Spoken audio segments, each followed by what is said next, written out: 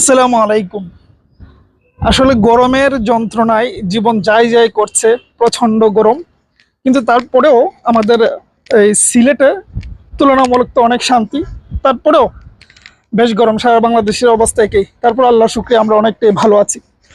এবার আসি মূল টপিকে। প্রচুর মানুষ প্রায় জিজ্ঞেস করেন যে ভাই 11তম থেকে শুরু করে একদম 20তম গ্রেডের বিভিন্ন জবের চাকরির প্রস্তুতিগুলো আসলে কিভাবে নেওয়া উচিত। আমি আজকে 4টা বা 5টা পয়েন্টের কথা বলবো। ওগুলা যদি নোট করে পড়াশোনা করেন, আপনার এই 11তম থেকে শুরু করে মাঝের যত গ্রেড রয়েছে সব জবের জন্য হয়ে যাবে। ওগুলা 10ম গ্রেডে বা 9ম গ্রেডে পড়লে যে চাকরি পাবেন তা নয়, কিন্তু অনেকটা সহায়ক হতে পারে।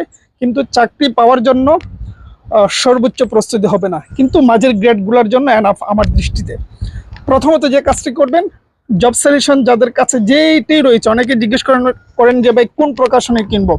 এটা দরকার নেই।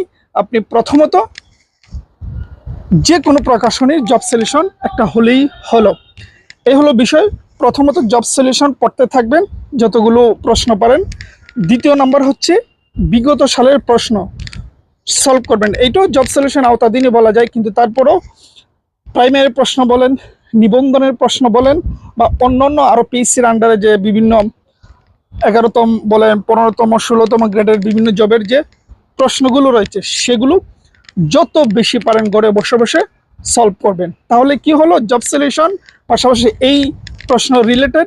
জব সলিউশন তো আপনি বিসিএস এর প্রশ্ন পাবেন বেশি, ওগুলা যা পারেন তাই করবেন। আর বাদবাকি এই প্রশ্নগুলো সর্বোচ্চ 50টা, 70টা, 80টা যত বেশি পারেন প্রশ্ন সলভ করবেন। তাতে করে যে কোনো পরীক্ষাতে এখান থেকে 40, 45 বা 50% প্রশ্ন কমন পড়বেই, এগুলো রিপিট হবেই। সুতরাং এই দুটো কাজ করবেন। আর 3 নম্বরে যে কাজটি করবেন ওগুলো হচ্ছে বেসিক পড়া।